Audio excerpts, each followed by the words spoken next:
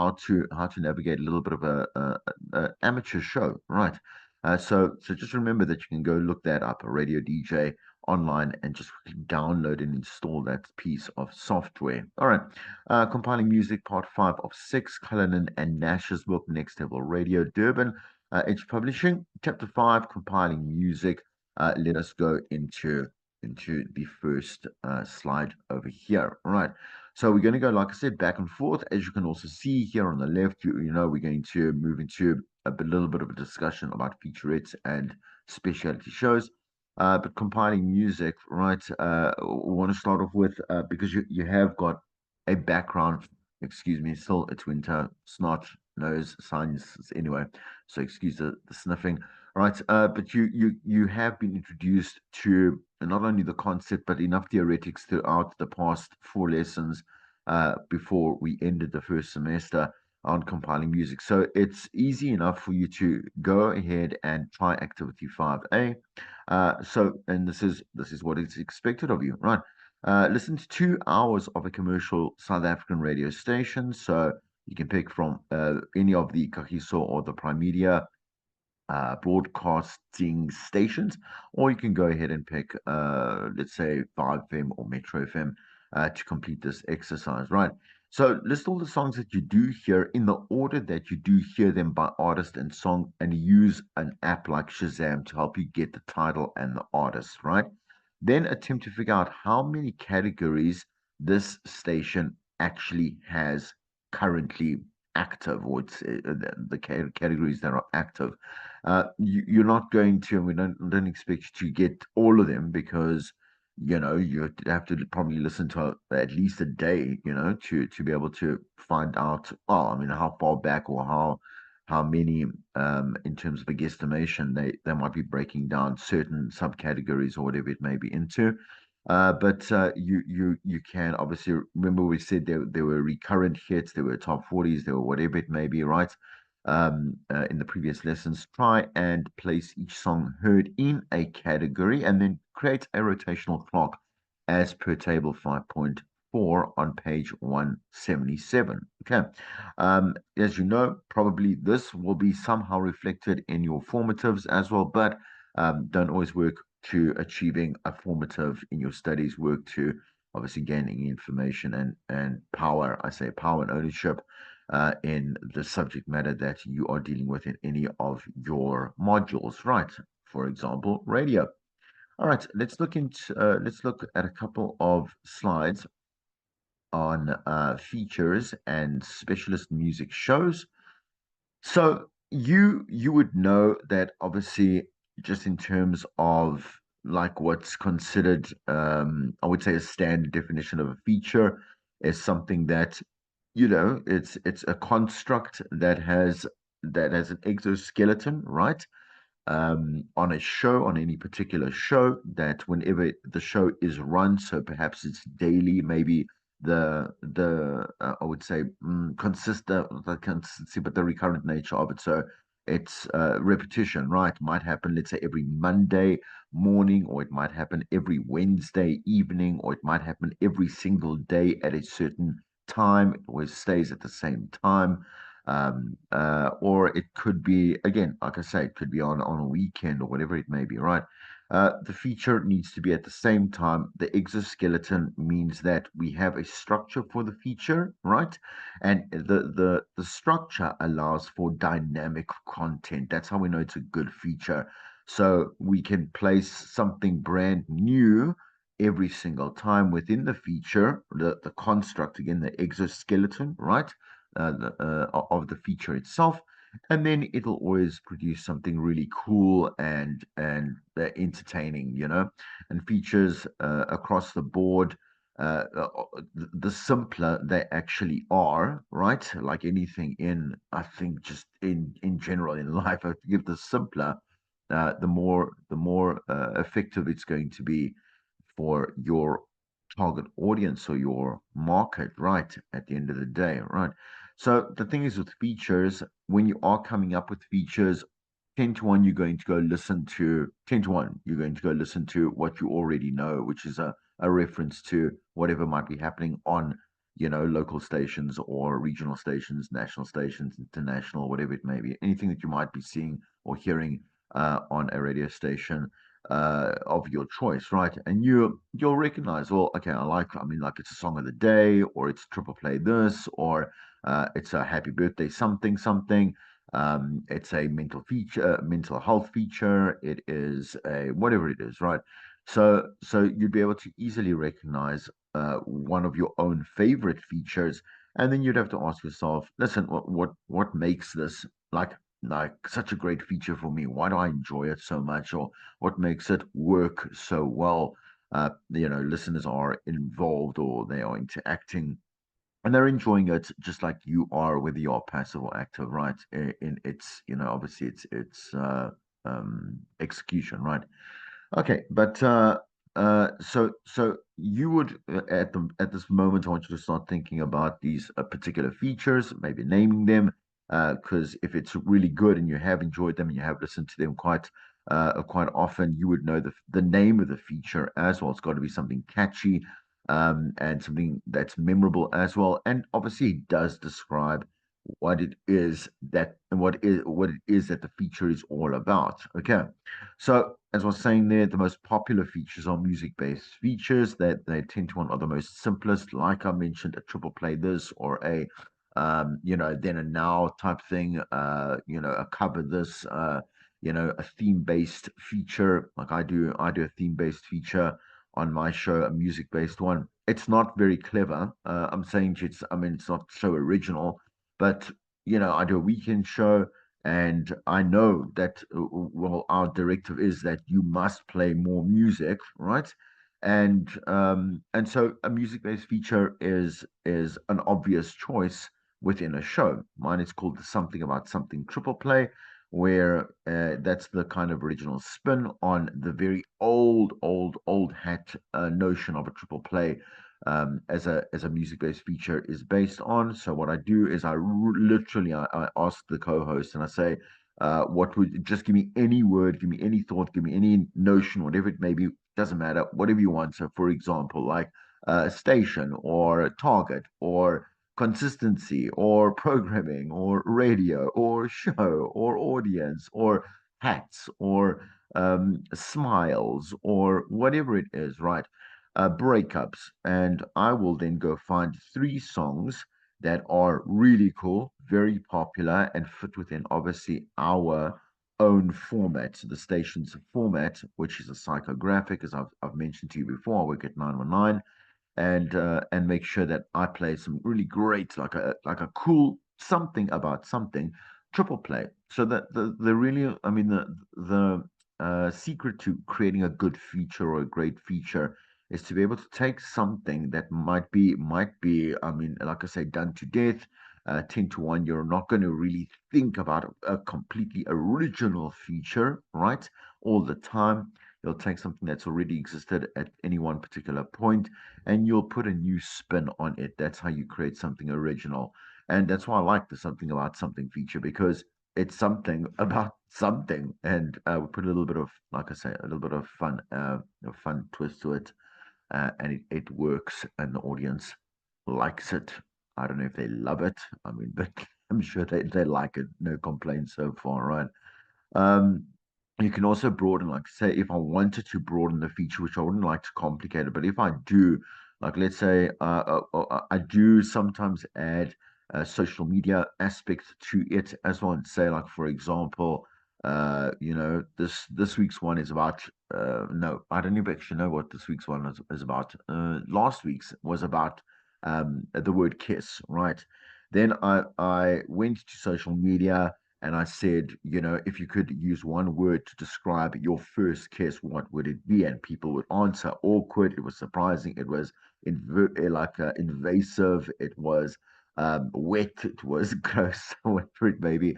And so it's nice to be able to then add that as added value and say, well, responses from a first kiss on social media were the following to kind of buffer there's something about something triple play. So there is always a nice way to be able to add some dimension to a feature as well, because of the existence of social media, digital media, and the way that we can actually have a premeditated contribution, right, from our audience. So think about that. Okay, many or most radio stations tend to narrowcast rather than broadcast. What does that actually mean? It means to aim a broadcast at a narrowly defined area or audience, and thereby increasing that particular target market that they are targeting at the end of the day. So they're aiming towards these particular people. We have discussed this before. It's not, you can't be everything to everyone, and your radio station will suffer, the programming will suffer, and your audience will start to diminish if you're trying to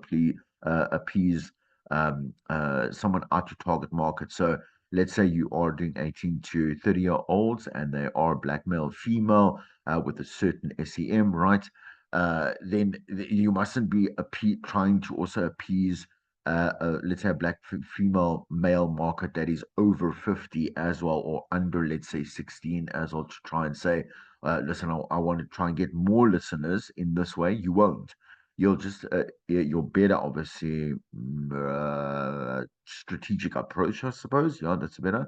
A strategy would be to say, I want to be able to find more of those 18 to 24-year-olds, black male, female, SEM of whatever it is, right? Okay. So that is always the rule of thumb. You'll see that repeated quite often throughout your radio studies, right? All throughout all 3 years. And that's very important to understand how we then, obviously, again, we know our target audience, we know how to build, obviously, content, and then in this case, know how to build, let's say, a specialty music show or a feature that fits their particular lifestyle at the end of the day and what it is that they want. Okay. So even with the most targeted programming and consistent research, excuse the error there, there'll be periods where your listeners will not be available. So this is a primary reason for or specialist or speciality programming, for example, like a top 40 show, right? So which normally features on a Saturday, and I would say the trend or the pattern right now is to make sure that the top 40 doesn't air as early as it used to before. Like I think it was yeah, at 10 o'clock. It was always at 10 o'clock. Some stations have pushed it to 12 o'clock, 11 o'clock. Definitely, they pushed it because they see the lifestyle of most listeners. The majority of listeners has become it's changed. It's different, right? Okay, they are up later, right? Or they were busy with other things on a Saturday morning, and they're not listening to the radio station, and what happens is the top 40 predominantly why they do push it a little bit later at most radio stations is because people are back home, right, or back somewhere where they are stagnant. Okay. um Please excuse if you can actually hear some some like what is this thing, like a lawnmower, whatever it is, the neighbors anyway, whatever. Okay. All right. So as I was saying to you, right? So where was I now? This lawnmower has distracted me. Oh yeah, the top 40, right? The top 40. Okay. So with the top 40, they've moved it up there, and they've said that obviously through obviously focus groups and as we know about research, whatever, we found that audiences are back home at about, let's say, 1 o'clock, 1:30, and they're enjoying like their Saturday afternoon with friends or family or whatever on their own, and they're much more inclined to enjoy a top 40 a little bit later on in the day, right? So, specialty programs like a top 40, like, for example, a dance show, like a classic show, whatever it is, there's so many different types of music based specialty programs that we can actually put together and do air across different radio stations that I'm sure you can also recognize and identify some of your own, right? So, this is a primary reason. Like I said there, radio stations often have a variety of shows that are targeted to different audiences. So again, like let's say a gospel show would be a good example of a different type of sub audience or sub target market of your main demographic, right? But it still appeals to them at the end of the day. Each of these shows programming is different and tailored to the audience likely to be listening at that particular time. Let me just quickly go to the next slide here. All right, here we go. So The formula for specialist programming is as follows.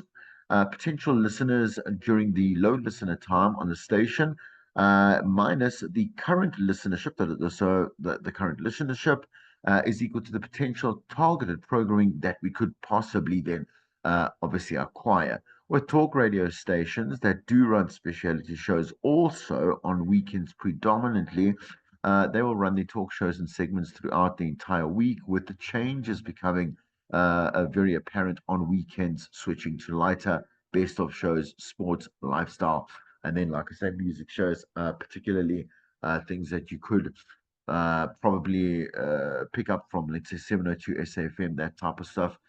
Would be again classics shows like old school shows, that type of feel and vibe, right? They wouldn't have a top 40 because they're not a music based station, right? So Weekend Talk is usually lower as the lifestyle of the weekday listener is more relaxed on the weekend. You don't have a car that you are stuck in to go to work and want the station as a I say like a comrade, some kind of like what's the word I'm looking for? Like a friend on the other side, someone that's going to keep you company, right? All the way to, during, and back from work, right? Your lifestyle does change over the weekend. You do want a little bit more peace and quiet, and that's predominantly why we do push more music. I suppose not maybe a justified reason. I don't see a justified reason to eliminate DJs from any show, but you know that even from commercial or at a commercial level, you'll see that there are shows that are just automated across the weekend. A lot of pre-recorded shows, so you'll hear on definitely on the commercial stations, you can actually tell when you're listening to a weekend show that these links have been pre-recorded by that DJ, very generic, very, they're not specific. They just kind of back announce a song, they throw forward to something, they make a little comment, and they go back to the music, which I think is just poor radio in general. But I suppose it saves money, and according to that particular station's focus groups, that is the business decision that is best for the station, right? So, okay, let's look at featurettes. Okay, featurettes, and again, what? No, well, I'm continuing with this. Sorry, exactly. Let me just get back to focus. So, when it comes to specialist shows, there are generally two types. One is block programming, and then there's show programming, right? So you can imagine now already what block programming is, kind of obviously visually put that into your mind. We want to be able to kind of like cluster together different types of shows, for example, like over weekends where you would find more specialty shows, like I say, an afternoon R&B show, like a relaxed jams, again, coupled in with a Friday afternoon, night, Sunday morning. You're going to find all these different types of lifestyle reflective shows. So something that's going to reflect this listener's lifestyle and what they would probably enjoy or choose the station to be, like I say, a companion, a comrade, right? In what it is that they are doing on their every weekend day, right?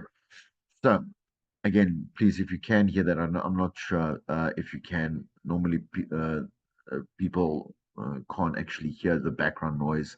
There's a dog and whatever it is. I do apologize for that. Okay. All right. Ugh, neighbors. Anyway. All right. Anyway, the block programming, again, sorry, show programming is compiled by specialists in different genres like 60s and 70s, music from Africa, and the diaspora that does obviously surround that as well, right? So the different options and I say different what's the word I'm looking for? Different types of concepts you can build, like around, for example, just African based. So traditional, or again, religious, or again, youth, or whatever it may be, right? So these shows ensure that their presenters are recognized experts in those fields, okay? Specialty programming requires monitoring and tweaking so that we can get the perfect recipe or the secret sauce at the end of the day. here are some examples of features, right? And then speciality shows. So features, Oscar Man is probably the most well-known feature, I could probably say, in South Africa, thanks to Bonang, as we always say, because she's the one that made it so massively known or popular. Okay, and it obviously has carried on with like from her legacy onwards to the replacements that have followed up, and it still carries on because the feature is much more popular at this point or any one point than it was than the DJ was, with the exception of obviously Bonang. That was the reason why Oscar Man became so big, because Bonang was so big, right? Anyway, with Anele in the club, they have classic or not. I'm quite sure that they still do that.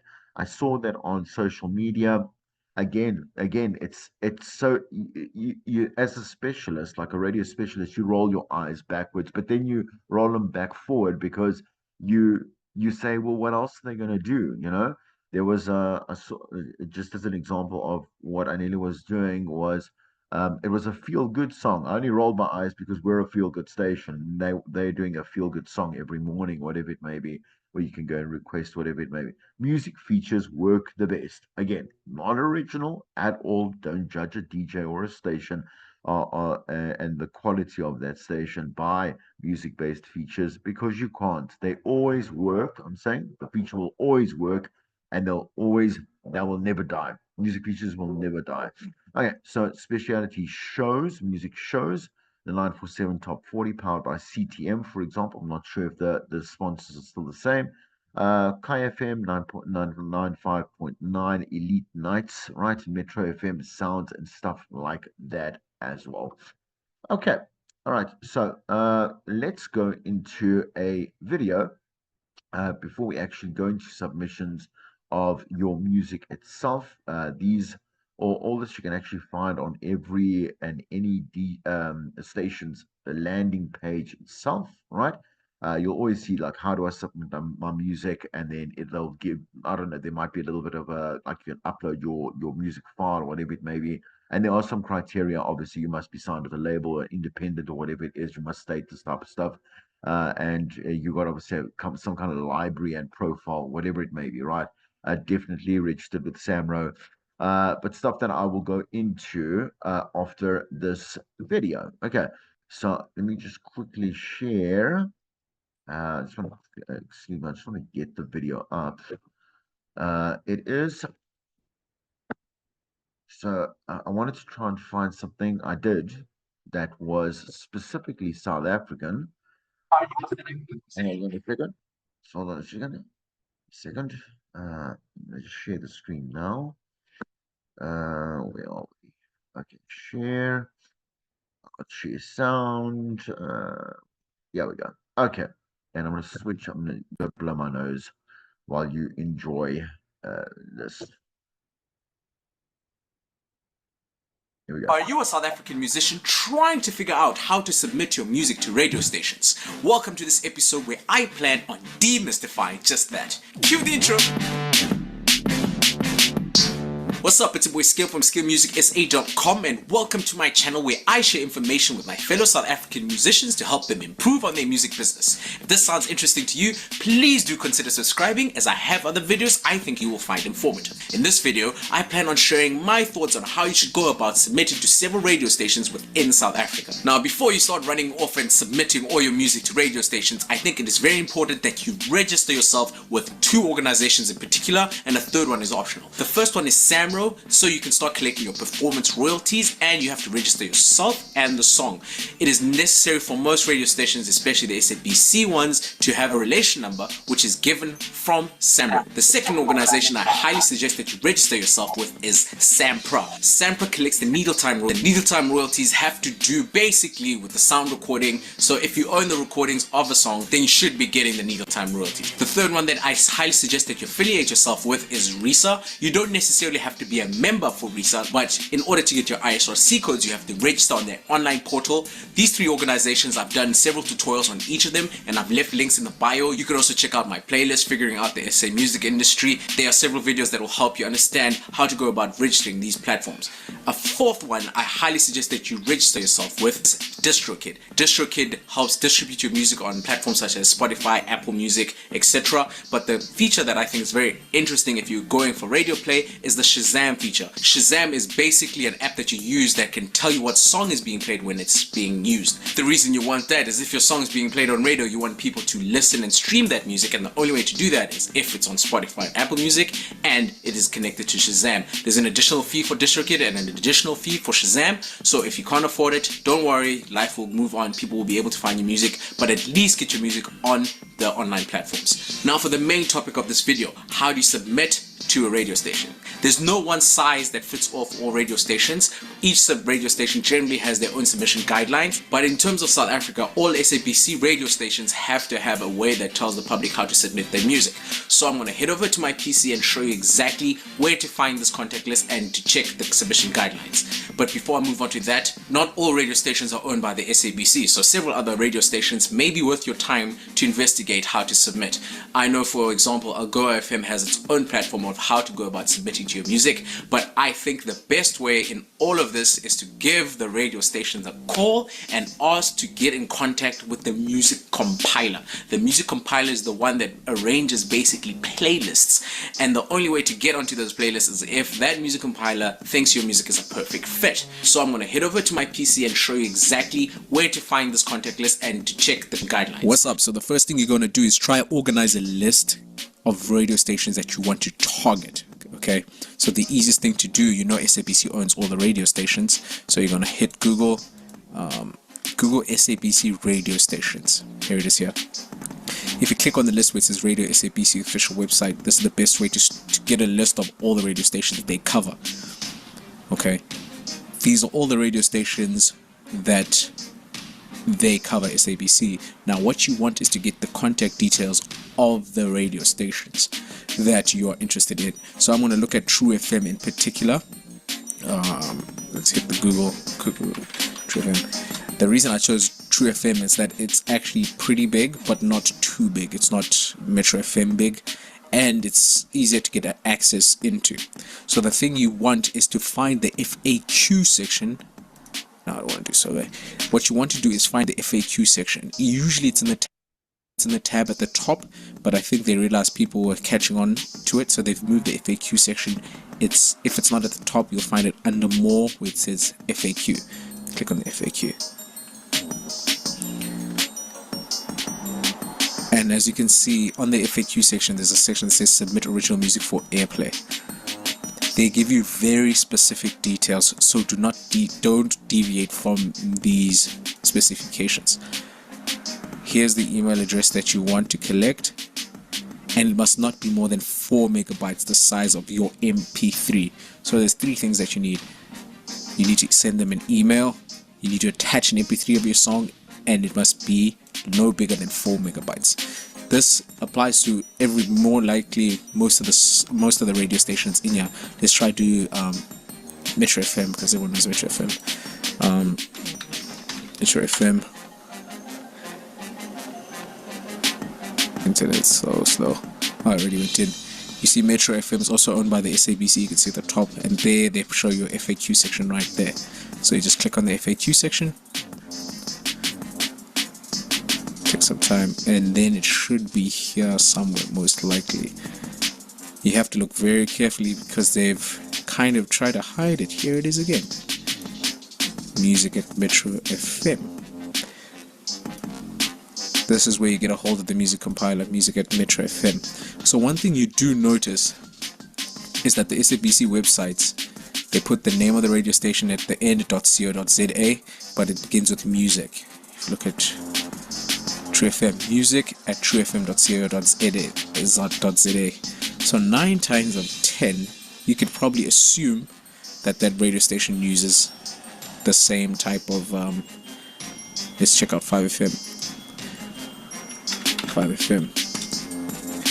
I'm just giving you several examples because they don't give the same specifications. If you look at Metro FM, it says if you'd like to submit your music to be considered for airplay, submit to Metro FM via email on music@Metro FM. They don't tell you a size, but since True FM is already giving you a size, send the same size file to the other one. I think when it gets over 4 megabytes, it automatically bounces, so it won't get to them. What happened? Yeah, oh, it's a digital player. You don't want the digital player now, do you? Go to the website. Let's check. 5FM has also got an FAQ section. What is playing? Submissions, downloads, promote your cause. Here it says submit original music. When submission, you see it's slightly different for 5FM. Submit your music digitally to playlist at 5fm.co.za, and the file size must not be bigger than 5 megabytes, but keep it to the 4 megabyte size, just in case it gets kicked out automatically. And with them, they actually want a little bit more information. Register, you see over here, they won't even consider your song if it's not registered with Samro. And then the file size must not be bigger than 6 megabytes. I suggest that you add, if you're going to submit to something like 5FM, that you add this JPEG in the same link where the wave is. So if they download the wave, they get both. They also want a short biography, so there's a list of things they want in particular. So each radio station will kind of specify what type of submissions they want, so make sure that you are aware of what they want. But that's the easiest way to find the contact details. What I do suggest though, 5FM is really big, so I wouldn't even attempt to target them unless you know a specific show. Now I'm going to use 5FM as an example. Under shows, you click at the top, and then you try and find a show that you think would work. I don't even listen to 5FM. DJ Lloyd, I don't know, what does Lloyd do? You have to try a show that plays hip-hop. You don't know what, you say Google hip-hop show. 5FM hip-hop show. I think it's Miss Cosmo. Yeah, it is Miss Cosmo. You see, Miss Cosmo is the one that is in charge. So whenever she plays, I suggest that you listen up to... I'm going to listen to a show this coming weekend to see what type of music she's been playing. I've got a song coming up. So if she's, by looking at the top 5 local, she won't be playing underground type of music. She'll be more interested in the commercial sounding, and in general that's what 5FM does play. You look at the track list of the Stir Up, and then you check if this type of music fits in with your type of music. Okay, now we've got the nitty gritties. So how do you plan this? You set up a list on Excel, most likely. You get all the contact details down. You listen. You go through all the radio stations that you think are probable, that you think you have a chance of getting in. Start with the smallest ones, because the smallest ones will be easy to get into. So if you have a radio station close by to home, target those ones first. And then you scale up. You most likely will have better success with the smaller radio stations within your region. And I suggest, like, I know YFM is not big internationally, nationally at home, but they are not an SABC radio station. They'll have a different submission guideline. So if you look over here, they have a submit, and then you fill in all the information here. You see, YFM wants your ISRC code separately. They also want a Dropbox link. So they are totally different to something like 5FM, which is also different to Metro FM, is also different to True FM. So try stick within the specifications of the radio station. Now you must make sure your music fits the radio station. So once you have your list drawn up, let's say your list started off with all these radio stations, you take off the ones that your music doesn't fit into. So RS here will not fit in hip hop, Radio 2000 will not fit in hip hop, and then you do the same thing. You cross all those radio stations out. You should be left with about 5 to 10. I suggest 5 radio stations is good enough on the SABC side. On the 5 radio stations, you get the email address and then you also get the contact detail into the switchboard. Switchboard number, where is it? Do contact True FM or wherever it is. There's the number, office number. You get the office number. You get airtime, and you call the office number and you ask them for the name of the music compiler. And once they tell you who the music compiler is, you write that name down on the same list, and then you ask to be sent through to the music compiler. For some odd reason, music compilers aren't always available, so you write his name down and you call him later in that day or the next day, and then you ask, how do I go about submitting my music? He'll give you specifications. He's like, okay, that's perfect, and then you send them an email. In that email, you type something very small, something simple. Let me just compose a basic email. Music at TrueF. Music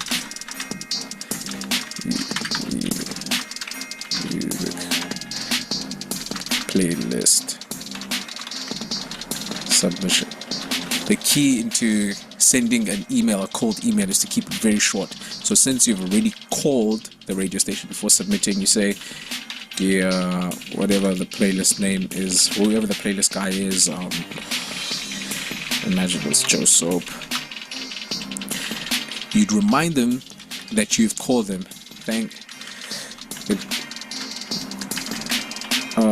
So you've already called, you've already spoken to them, so you want to try build a relationship with this person, so you can refer to them by their first name, and you say thank you for the phone call, just to remind them that you called them, so you're already mentally playing games with them. Thank you for the phone call. Thank you for the advice on the phone. Thank you for the advice on the phone. As advised. And then you type in I've attached, or however they want you to send information. I've attached the information you required, information you requested. And then you add any other information they want. So they might want an RSRC, they want a SAMRO relation number, blah blah blah, whatever they want. They might want your RSRC relation number, they usually want that. They might want a website, depending on the size of the radio station. Big radio stations don't really care about this other stuff, it's your baby. But the smaller radio stations might want to get more information before they play you. I know in the Eastern Cape, the smaller community radio stations do want this information, so they can give it a little discussion before they send it through. And then you attach it. You see how short this email was? Very short, very very short. You want to put the artist name, obviously, sorry about that, artist name, and then name of song, and that's it. Simple email. Regards. This will take the person 2 minutes to read through. If they're happy with what they got, then they'll accept it. But the key, once you start submitting, is to keep on. You need to be persistent. So once you've submitted, you call the person literally the same day, or wait for the next day. The next day you call the person and you tell them, yo, I've sent you an email, have you received my email? They most likely will say no. Oh, okay. But sometimes the smaller radio station, they say, hold on, let me just check my emails, and then they'll give you a story about how busy they were. Not all of them, but some of them will tell you how busy they were, but you just bear with them. And if they get it, they say, thanks, I've received it, and then we'll begin processing it. You leave them for the rest of the week. You call them the next week, same time. Don't call on a Monday, ever. Call on the Tuesday morning at 10 o'clock, 9 o'clock, 10 o'clock, and then you tell them the same thing. Like, I was just checking if you were able to playlist me, or I was checking if I could get a playlist, or an update if I was playlisted or not. They'll be like, they probably won't remember you, because they probably get a lot of phone calls. They will be getting more since this video. You just keep on doing the same thing 2 days, and then you do 2 days after that. So on Tuesday and Thursday, you leave them for Friday, you leave them on Monday, you call them again on Tuesday, call them again on Thursday. Eventually they will start making, for me it usually takes 3 weeks before they start, like, they remember you after like 4 phone calls, and then you've effectively become friends with this person. Not friends, but you have a understanding, you know each other now. You do this with all the radio stations that you are targeting, but it is very important that your music fits the radio station. So if they don't have a hip hop show, don't waste their time, don't waste your time. Remember, once you've sent an email to the music compiler, it is very important that you give them a call probably the next day, and you have to follow up at least once a week for the next 4 weeks, because they are not really focused on your music. It is your music and your responsibility to get them to put your music on the playlist. Each radio station plays different type of music and appeals to different demographic. It's also very important that you submit your music to a radio station that at least has a show that is geared to that type of music. There's no point in sending a hip-hop song to a country radio station and vice versa. So I highly suggest that you spend time one day looking through a list of your radio stations to see which radio station is more likely to play your music, and also to consider the smaller the radio station, the easier it is to get a hold of the music compiler, and the easier it is to be playlisted, because they will feel a personal connection to you. That concludes this video where I explained exactly how to submit your music to radio stations, particularly SABC radio stations. I hope you found this video informative, and if you did, please hit the thumbs up, and if you like this information, please consider subscribing. Don't forget to hit the bell to get a notification every time I release a new video. And until next time, Skilligan the Hooligan signing out. That's great. That's great. I'm going to even sign in at this moment and subscribe to this dude, because that was great. Okay. All right. So I sign in. Let me just quickly confirm this. All right. I really do hope that that taught you something. It definitely taught me even more, because I'm not a specialist in everything. But that was, especially with those other institutions that you have to register with. That was quite interesting. I did not know that, and that was definitely informative. Well, thanks to that great video. Let's just stop the share over here for the moment. Squeeze me back to the class itself so we can look at some theory and close up the lesson. Oops, hold on a second. Stop that there. All right. Yeah. Genuinely not what I want to do. Okay, 2 seconds, 2 seconds. There now, just a second. And sharing back. Yeah, these neighbors' dogs. Good God. Terrible. Anyway. Okay. Hopefully you genuinely cannot hear it. Okay. All right, so nearly done with the lesson. As you can see there, just with the seventh out of the 11th slide there. So now the bit of a recap, right? A bit of a recap on what it is that, well, you probably did come across. So we did come across in that video. Made sure that again it was something that really directly had something to do with the way that we submit to stations. And again, once again, just kind of rehash what he did say, regurgitate that whole thing of different stations do have different acceptance policies or submission policies. Just to also note that as well. So, for example, we're looking at Metro FM here, how to submit. The music department no longer accepts physical music submissions, which is how we used to do it before. People would send a CD, whatever it may be, and now it's rather obviously digital, which makes obviously a lot more sense, right? Music at metrofm.co.za. All submissions are registered, and details of people submitting are recording. All tracks are listened to within the playlist meeting. The tracks are defined with regards to accepted, shelved, or held over. This is the criteria as an example for Metro FM and what they want. When you do submit a song, the song fits within the format. Obviously, again, set in the music policy guidelines, which you can find online at the Metro FM site, right? The level of production is equivalent to that of international standards. So, should the track be local, the track is a radio edit. A song duration must be, let's say, 3.5 minutes, 4 minutes, not 6, 7, 8. No explicit lyrics. The tracks have an excessive amount of strong language. That have an excessive amount of strong language. That's you must not do that. The tracks are female friendly as per the music policy guidelines, and the tracks of a duration of not more than 4 minutes in order to make it radio friendly. No instrumental tracks will be accepted due to the station's set mandate. Okay. So all things that ring true. Once again, let's look at, let's say, a different station. So playlist at 5fm.co.za, no bigger than a 5 meg MP3 file to be uploaded include a download link for a WAV version, so a very high quality, much larger file is what we have with a WAV.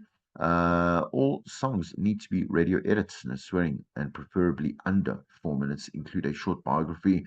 The mail must not exceed 6 megabytes. Right, register the song with Samro, and the artwork is essential to company submission of requirements 800 by 808 by 800 pixels, right? In a JPEG format. Due to the high volume of music submissions and 5Vim's selection process, we cannot contact all artists with feedback. If you have not heard from the team at 5Vim after 6 weeks, well, please consider that the submission was not successful. Those words we cannot, oh man, we don't like hearing, right? Let's look at some last notes on the submission process. And what I'm going to do is I'm going to end the lesson there. And as I said to you, I want to start off with another video, particularly around playlisting in Radio DJ. Music departments manage the intake of music at a music radio station by the music compiler. There's no music manager used to be a quite a common position. It's done away with, and it's I said it's amalgamated with music compilers. You would have, let's say, maybe a music manager and perhaps maybe also a music compiler. But now you just have a music compiler that takes care of everything. Normally, just one person is enough for any radio station, no more than that. They keep careful record of what they receive, both from whom and when. You can imagine that the job has a lot. I mean, there's a lot to do every single day. Got to go through music. Got to obviously make sure that the playlist. I'm saying the database is updated. Periodically, whatever the saying the update cycle is per station. It might be every 2 weeks, 3 weeks, 4 weeks. But you've got you've got a lot of active songs, so perhaps maybe 400 songs that you're working with, and again, obviously, kind of like really tweaking that clock that will then go and draw. So it will based on the clock and obviously the rotation of certain categories, whatever it is, it's going to obviously what word I'm looking for? It's going to extract. There we go. That's a good word. So it's going to extract based on how you've categorized music as you go and enter music or you upload music into the database system, the playback system, and then it'll pull out, and obviously, that's what the DJs will play in their shows, right? Okay, so they keep so this information is important to make sure that a station is sticking to its format and obviously prevent preferential treatment when it comes to what music is picked out for a playlist, right? So once music has been accepted, listened, and logged by the music manager or compiler, the songs are optioned for playlisting. In other words, they are available as what could be extracted, as I said, into the clocks that are set in the playback system by the music compiler, right? With obviously some kind of guidance by the programming department, who has obviously ownership, I would say, or not dominance, but a superiority within the programming format itself. And yeah, like I say, everyone works together to put out a great product at the end of the day. For example, here, so four music record labels known as the Big Four are EMI, Sony Music Entertainment, Universal Music Group, and Warner Music Group, right? Are where most, I say most, and that actually changed a lot with interviews that I've had with a lot of South African independents. They prefer to be independent and have moved away from record labels. Some say it's politics, some say it's semantics, and some say it's because they can make more money as independents. But these are the labels that you would like to actually be signed up with as a musician, right? David Gresham obviously is also very big. Super Black Tapes, Gallo Records, Kalawa Jasmine, and Siakaka. Right, okay, known for Kwaito, South African pop and traditional music, deep house. So, like within the video that we're viewing, also know exactly where to play. You understand what I'm saying? In which grounds you should be playing. Okay, so just to end the lesson here, compiling music part 606, is feedback and revision on this particular content, right? So it'll be quite a short lesson, but I will obviously buffer that